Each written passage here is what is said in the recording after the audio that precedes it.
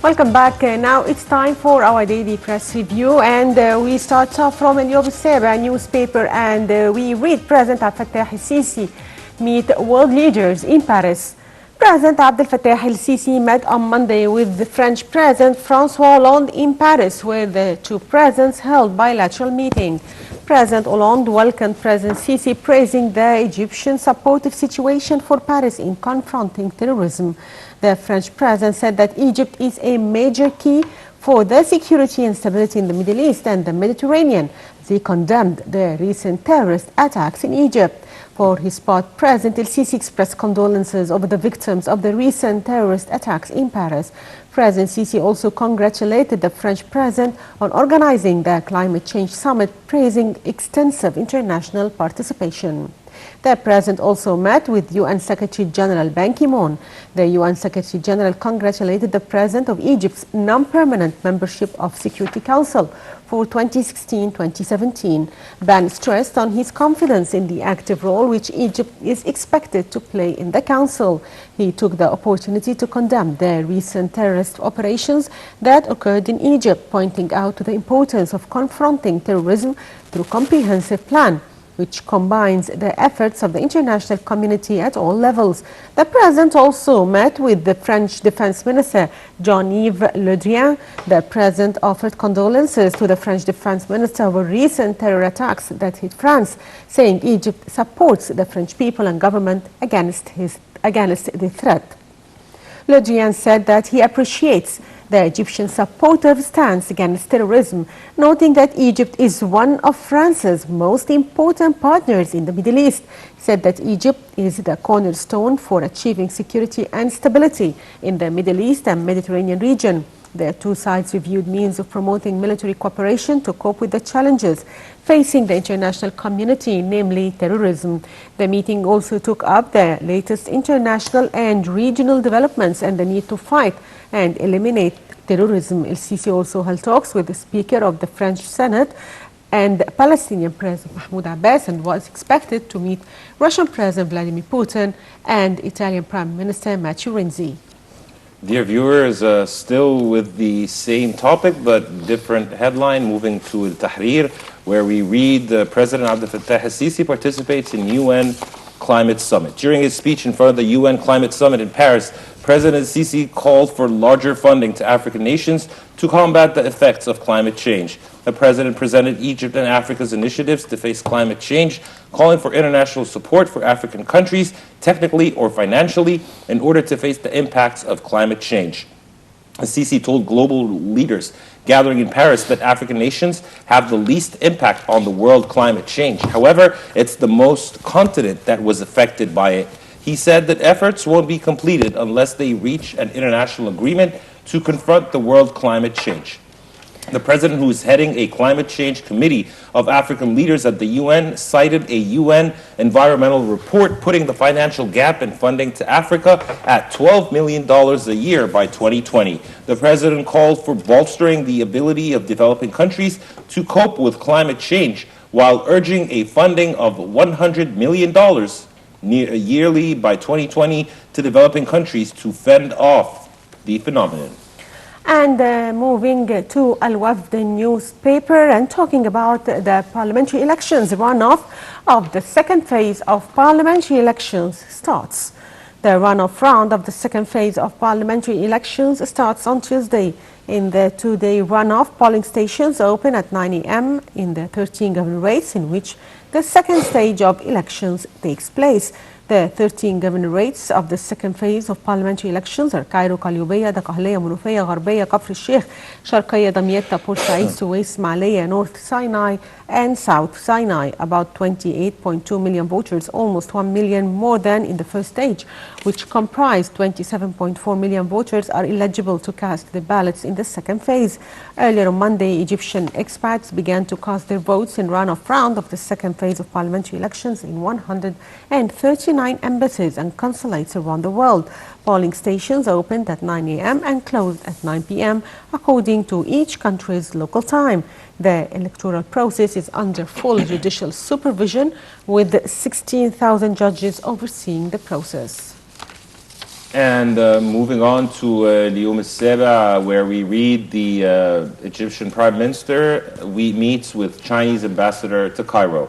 Prime Minister Sharif Ismail met on Monday with the Chinese ambassador to Cairo. During the meeting, they discussed promoting the bilateral ties between Cairo and Beijing in all fields. The two sides also discussed the Chinese investments in Egypt. For his part, the Chinese ambassador stressed his country's support for Egypt in the fight against terrorism, praising the cooperation and friendship between the two countries. The Prime Minister also headed the economic group, where he discussed with the group the economic projects providing goods as well as attracting investments.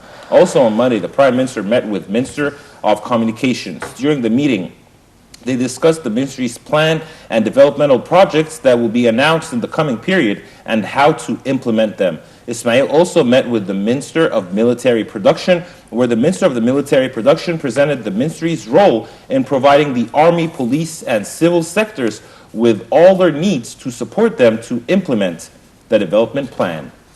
And moving to اليوم السابع newspaper, and we read the following headline: Health Minister follows up first liver transplant operation. Health Minister Dr. Ahmed Ahmad followed up on Monday the first liver transplantation operation at Liver Transplantation Unit at Nasser Institute.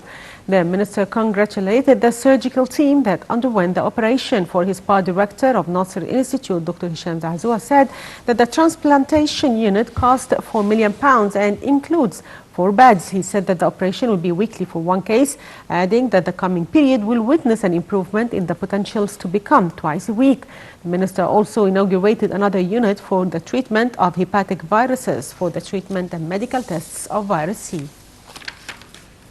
And moving to El Gomorrah, where we read Egypt's budget deficit fell to 11.5% GDP in 2014-2015. The Finance Ministry announced on Monday that Egypt's budget deficit fell to 11.5% of its GDP in the fiscal year 2014-2015, which ended in June, compared to 12.2% recorded in the previous year. The statement attributed the reduced deficit to an increase of £45.7 billion in total public revenues. Total public revenues rose by £8.5 billion year on year to £465.2 billion, while expenditures rose by £31.8 billion to a total of £733.4 billion. The growth rate for the first 9 months of the fiscal year reached 4.6%. The fuel subsidy bill amounted to £73.9 billion compared to £126.2 billion in the fiscal year 2013-2014, and is lower than the projected $100 billion for the fiscal year 2014-2015 due to a dramatic fall in oil prices. The food subsidy bill rose by £3.9 billion year on year to £39.4 billion as the number of beneficiaries has been expanded and subsidies to the electricity sector almost doubled to reach £23.6 billion. Spending on education rose by 9.8% to £92.3, while spending on healthcare amounted to £37.2 billion, a 21% increase compared to the previous year. And moving to اليوم السابع, and we have the following headline: Justice Minister meets Italian Ambassador to Cairo. Minister of Justice Councillor Ahmed Al-Zind met on Monday with Italy's ambassador to Cairo, Maurizio Massari, to discuss the agreement on judicial cooperation and the exchange of defendants and convicted persons. Al-Zind expressed his willingness to study the simple agreement amendments requested by the Italian side, expressing his appreciation to the Italian government and people. Massari also discussed increasing judicial cooperation between the Egyptian and Italian ministries of justice. Massari praised the judicial cooperation between the two countries, pointed out that he will visit Sharm el-Sheikh on the 16th of December, accompanied by a delegation of ambassadors from European countries to support tourism in Egypt. And moving on to Egypt news, where we read Egypt's population is expected to reach 90 million by December 6th. Head of the Central Agency for Public Mobilization and Statistics, CAPMAS, Abu Bakr Gindi, said that Egypt's population will reach 90 million on Sunday, December 6th. He pointed out that the number of Egyptian expatriates, according to the Foreign Ministry, stands at about 8 million people. Gindi said that Egypt's population reached 89,960,843 on Monday. Gindi said that the Cairo governorate houses the largest number of inhabitants, which now stands at 9.437 million, followed by the Giza governorate with 7.75 million people, then Sharqiya with 6.6 million inhabitants. The Ahliya came fourth with 6.33 million people, followed by Bahira with 6.2 million people. The Minya governorate ranked sixth with 5.6 million people, followed by Al-Ubayya with 5.4 million people, Alexandria with approximately 5.09 million people, Gharbiya with 5.05 million people, and Sohag with 4.9 million people. Gindi added that South Sinai houses the lowest population in the country with approximately 175,406 inhabitants, followed by the New Valley with 242 and 333,000 people, and the Red Sea governorate with about 371,098 people.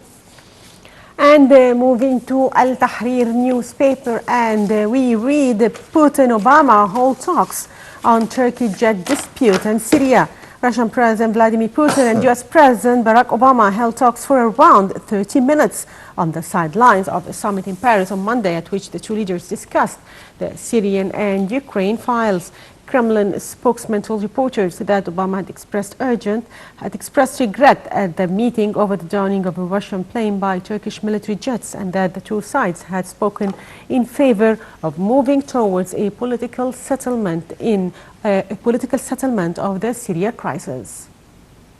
And dear viewers, by this we come to the end of the press review segment in this edition of The Breakfast Show. Just a short break, and then we'll be back to resume the remaining segments of The Breakfast Show live on Nile TV International.